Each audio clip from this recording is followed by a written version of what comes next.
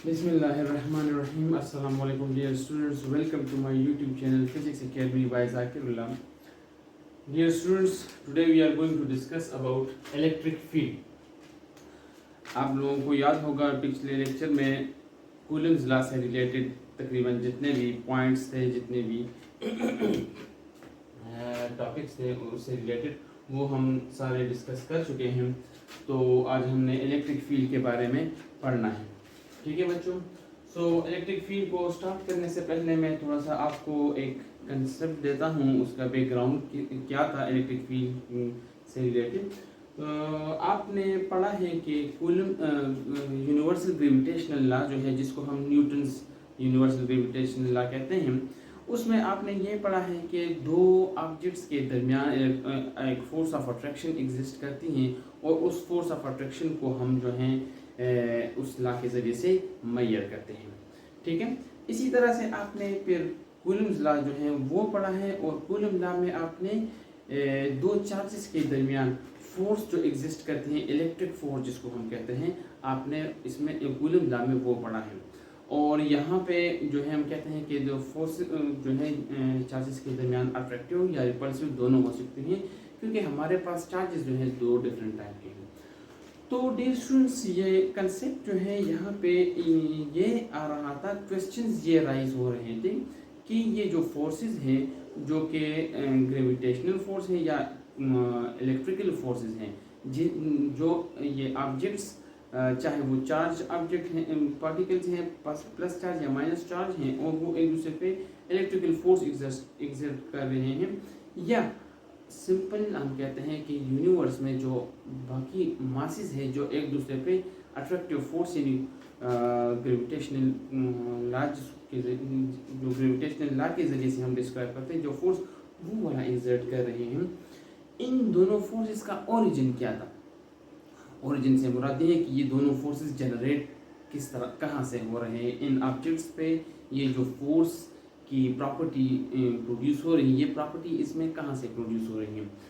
ठीक है। और दूसरा क्वेश्चन ये राइज हो रहा था कि ये जो फोर्सेस प्रोड्यूस हो रहे हैं इन ऑब्जेक्ट्स पे, ये एक जगह से दूसरी जगह ट्रांसमिट किस तरह से हो रहे हैं। ठीक है। तो जो पहला क्वेश्चन था कि what is the origin of these forces, उस क्वेश्चन का आंसर अभी तक नहीं है। दैट इज वाई ये जो दोनों फोर्सेस हैं, इसको हम कहते हैं कि ये बेसिक फोर्सेस हैं इन नेचर। नेचर में हमारे पास 4 तरह के फोर्सेस एग्जिस्ट करते हैं, उसमें ये दोनों भी शामिल है। नंबर 1 जो ग्रेविटेशनल फोर्स है और दूसरा कूलम इलेक्ट्रिकल फोर्स। ठीक है। तो उसके ओरिजिन का अभी तक पता नहीं है कि उसका ओरिजिन क्या है इन फोर्सेस का। हाँ, जो दूसरा क्वेश्चन था कि ये दोनों फोर्सेस ट्रांसमिट किस तरह से होते हैं एक पॉइंट से दूसरे पॉइंट तक, उस में जो इलेक्ट्रिकल फोर्स था, इलेक्ट्रिकल फोर्स के लिए माइकल फैराडे जो है उसने ये एक कंसेप्ट दिया है जिसको वो कहता था फील्ड ऑफ फोर्स। और उसकी थ्योरी के माइकल फैराडे जो है इसकी थ्योरी के मुताबिक वो ये कहता है कि चार्ज पार्टिकल जो होता है उसके सराउंडिंग में एक फील्ड एग्जिस्ट करती है। ठीक है। ऐसी फील्ड एग्जिस्ट करती है कि जब आप किसी दूसरे चार्ज को उस फील्ड के अंदर ले आते हैं तो वो चार्ज उस फील्ड पे एक फोर्स एग्जर्ट कर रहा होता है। इस वजह से उसने इस फील्ड को जो चार्ज के अराउंड एग्जिस्ट कर रहा था और दूसरे चार्ज पार्टिकल पे फोर्स एग्जर्ट कर रहा था, उस सराउंडिंग को उसने कहा है कि ये इसका फील्ड ऑफ फोर्स है। क्यों? क्योंकि वहाँ पे वो बाकी चार्जेस पे फोर्स जो है वो एग्जर्ट कर रहा है। ठीक है। सो बाद में इसको फिर इस तरह से डिफाइन किया गया है इलेक्ट्रिक फील्ड को कि देखें यहाँ पे मैंने जो इस तरह से लिखा है, a region or space around a charged particle, एक चार्ज पार्टिकल के अराउंड जो है एक ऐसी रीजन या space where it can exert force on a test charge, कि वहाँ पे एक टेस्ट चार्ज को हम जब भी नज़दीक ले जाते हैं तो वो चार्ज जो है जो वो फील्ड प्रोड्यूस कर रहा है वो चार्ज उस टेस्ट चार्ज पे क्या करेगा, exert force on। ठीक है। उस पर फोर्स एग्जर्ट करेगा। उस रीजन को हम कहते हैं कि वो जो रीजन है is known as electric field. वो रीजन हम कहते हैं कि ये एक इलेक्ट्रिक फील्ड है। ठीक है। तो ये इलेक्ट्रिक फील्ड की सिंपल सी डेफिनेशन है। हम आते हैं यहाँ पे इलेक्ट्रिक फील्ड की इंटेंसिटी पे कि इलेक्ट्रिक फील्ड इंटेंसिटी से मुराद क्या है। तो इलेक्ट्रिक फील्ड इंटेंसिटी याद रखिए, जैसे हम सिंपल आम अल्फाज में कहते हैं कि उर्दू में इस इंटेंसिटी का मतलब जो है शिद्दत कहते हैं इसको, ठीक है। यानी एक फोर्स की शिद्दत, या आपने ऐसा सुना हो ज़लज़ले की शिद्दत, ठीक है, हवा की शिद्दत, ये इंटेंसिटी बेसिकली उस का लफ्ज़ है। यहाँ पे इस इंटेंसिटी से मुराद ये है कि ये जो ऑब्जेक्ट हैं, ये जो चार्ज पार्टिकल हैं, वो इलेक्ट्रिक फील्ड प्रोड्यूस कर रहा है, ठीक है। अगर वो इलेक्ट्रिक फील्ड प्रोड्यूस कर रहे हैं तो उसके इलेक्ट्रिक फील्ड की फोर्स पर यूनिट चार्ज कितना है, ठीक है। यानी उस रीजन में एक टेस्ट चार्ज को जब आप ले जाते हैं तो उस टेस्ट चार्ज में पे वो उस रीजन के अंदर कितना फोर्स एक्सर्ट कर रहा है, इलेक्ट्रिक फील्ड इंटेंसिटी से मुराद ये, ठीक है।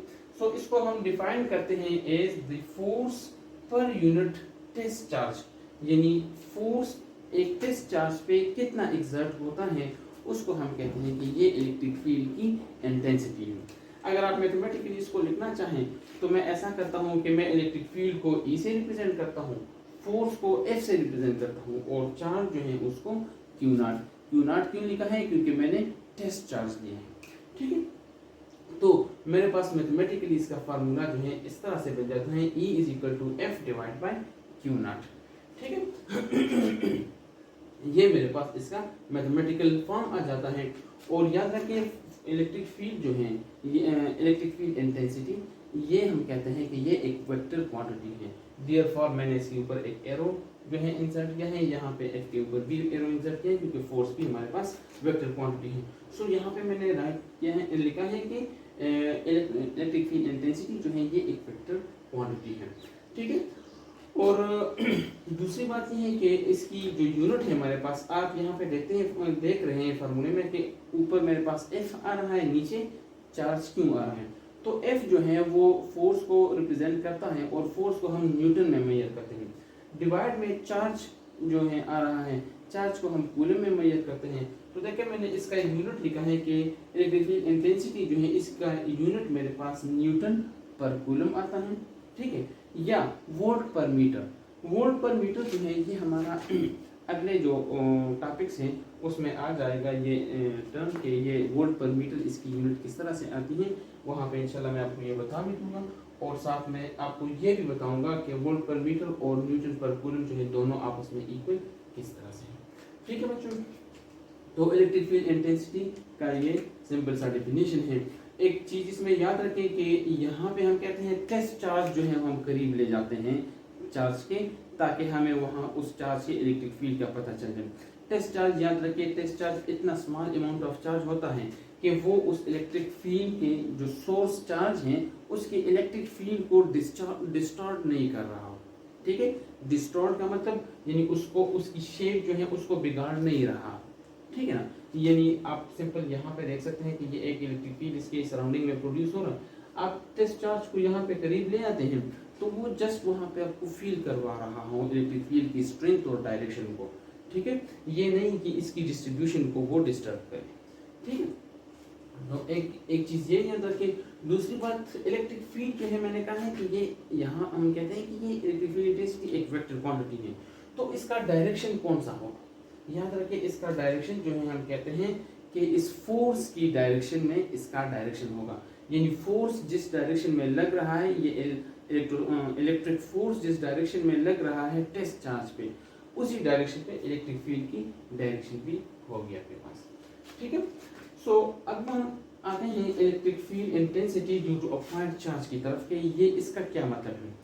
इसका मतलब ये है कि अगर आपके पास एक पॉइंट चार्ज पड़ा है, ठीक है, उस पॉइंट चार्ज की वजह से जो इलेक्ट्रिक फील्ड प्रोड्यूस हो रहा है आप उसको मैथमेटिकली कैसे फाइंड करेंगे। आप देखेंगे कि यहाँ पे मेरे पास इलेक्ट्रिक फील्ड इंटेंसिटी का एक फार्मूला आया है, यहाँ पे मेरे पास एक दूसरा इंटेंसिटी का फार्मूला आ जाएगा। कैसे? फॉर एग्जांपल देखें, मैंने सबसे पहले लिखा है E is equal to F divide by Q naught, यानी इलेक्ट्रिक फील्ड इंटेंसिटी का जो डिफिनीशन है उसको मैंने लिखा है लेकिन इन मैग्नीट्यूड फॉर्म। यहाँ पे मैंने इसके ऊपर एरोज लगाए हैं, यहाँ पे मैंने इसके ऊपर एरो नहीं लगाए हैं, जिसका मतलब ये है कि इसको मैंने मैग्नीट्यूड फॉर्म में लिखा है। अब इसमें ये जो F है, आपने ये सिंपल कूलम्स लॉ में पढ़ा है कि ये इलेक्ट्रोस्टैटिक फोर्स है, और वो फोर्स जो है हमारे पास बराबर होगा 1/4 pi epsilon naught Q naught divide by R square. आपने जो फार्मूला पढ़ा था उसमें यहाँ पे लिखा था Q1 Q2 divide by R square, क्योंकि वहाँ पे जो दो चार्जेस थे उन दो चार्जेस को हमने Q1 और Q2 से रिप्रेजेंट किया था। यहाँ पे देखें, यहाँ पे मैं फिगर जो है इसमें मैंने चार्ज, ये जो सोर्स चार्ज है इसको मैंने Q से रिप्रेजेंट किया है, दूसरा जो चार्ज है उसको मैंने Q0 से रिप्रेजेंट किया है, और इन दोनों चार्जेस के दरमियान का जो डिस्टेंस है ये देखिए यहाँ पे मैंने उसको R से रिप्रेजेंट किया है। तो इस सिमेट्री के या फिगर में जो मैंने स्केच किया है, इस फिगर मैंने जिस तरह से इस स्केचिंग की वजह से मैंने कूलम्स लॉ में ऐसा लिखा है 1/4 pi epsilon not Q0 divide by R square. अब ये इक्वेशन 2 की जो वैल्यू है इसको मैं उठा के इक्वेशन 1 में पुट कर रहा हूँ, यानी f की जगह मैं ये सारी वैल्यू पुट कर लूंगा।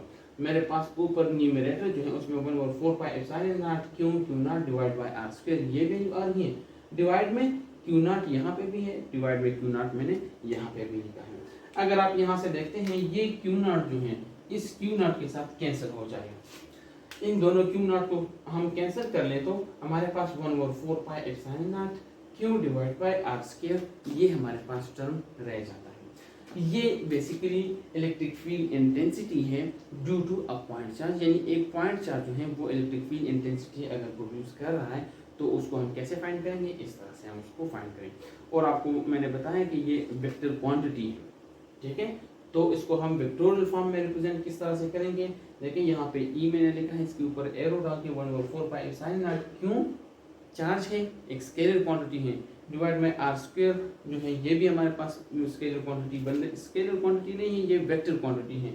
देयरफॉर हम इसकी जो डायरेक्शन है उसके डायरेक्शन में एक यूनिट वेक्टर लेंगे जिसको मैंने लिखा है r का मतलब इस डिस्प्लेसमेंट के अलोंग एक यूनिट वेक्टर r मैंने दिया है जो कि मुझे इस इलेक्ट्रिक फील्ड इंटेंसिटी का डायरेक्शन के बारे में बताएं। अब स्टूडेंट्स याद रखें इन दो फार्मूलाज जो हमने फाइंड किए इन दोनों का मतलब क्या है। सिंपल सी बात ये है कि आपको एक न्यूमेरिकल क्वेश्चन जो है उसमें फोर्स, इलेक्ट्रोस्टैटिक फोर्स और चार्ज की वैल्यू अगर गिवन हो और आपको उसने कहा है कि आप इलेक्ट्रिक फील्ड इंटेंसिटी की वैल्यू फाइंड करें या इलेक्ट्रिक फील्ड का भी कह सकता है कि इलेक्ट्रिक फील्ड फाइंड करें, तो आपने ये वाला फार्मूला यूज करना है ताकि क्योंकि आपके पास यहाँ पे फोर्स और क्यों एग्जिस्ट कर रहा है, ठीक है, आप E की वैल्यू इजीली फाइंड कर सकते हैं। अगर फॉर एग्जांपल किसी न्यूमेरिकल क्वेश्चन में फोर्स की वैल्यू गिवन नहीं है, ठीक है, जो सोर्स चार्ज है आपको ये कहा हो कि सोर्स चार्ज जो है वो इलेक्ट्रिक फील्ड प्रोड्यूस कर रहा है और उससे एक पॉइंट, कोई भी पॉइंट है फॉर एग्जांपल P, उस पॉइंट P पे आप इलेक्ट्रिक फील्ड की वैल्यू फाइंड करना चाहें, इलेक्ट्रिक फील्ड इंटेंसिटी की वैल्यू फाइंड करना चाहें, देन आपने ऐसा करना है कि आपने फिर ये फार्मूला यूज करना है 1/4 पाई एप्सिलॉन नॉट आपके पास एक कांस्टेंट टर्म है, ठीक है, जिसकी वैल्यू आपने पढ़ी है 9.9 न्यूटन मीटर स्क्वायर पर कूलम के बराबर है। क्यों की वैल्यू यहाँ पे आपको फिर गिवन होगी क्वेश्चन में कि सोर्स चार्ज जो है इतना कूलम है और सोर्स चार्ज से फॉर एग्जांपल इतने डिस्टेंस पे, ठीक है, आपके पास इलेक्ट्रिक फील्ड की वैल्यू आप फाइंड करें तो वो जो इतना डिस्टेंस उसने कहा होगा सोर्स चार्ज से लेकर वहाँ तक एक पॉइंट पे, उस पॉइंट तक डिस्टेंस क्या होगा वो हमारा R यहाँ पे होगा, ठीक है, हम इसमें R की वैल्यू वहाँ से पुट करेंगे तो यहाँ से हम इलेक्ट्रिक फील्ड की वैल्यू फाइंड कर सकते हैं। आपको सिंपल मैंने बताया कि दो तरीकों से हम इलेक्ट्रिक फील्ड की वैल्यू फाइंड कर सकें, ठीक है बच्चों, ये एक इंतहाई आसान सा टॉपिक है इलेक्ट्रिक फील्ड, एक इलेक्ट्रिक फील्ड की डिफिनेशन, उसकी इंटेंसिटी और एक पॉइंट चार्ज की वजह से इलेक्ट्रिक फील्ड किस तरह से प्रोड्यूस होता है। इंशाल्लाह नेक्स्ट जो टॉपिक है हमारा उसमें हम कल इंशाल्लाह डिस्कस करेंगे इलेक्ट्रिक फील्ड लाइंस के बारे में, ठीक है, तब तक के लिए अल्लाह।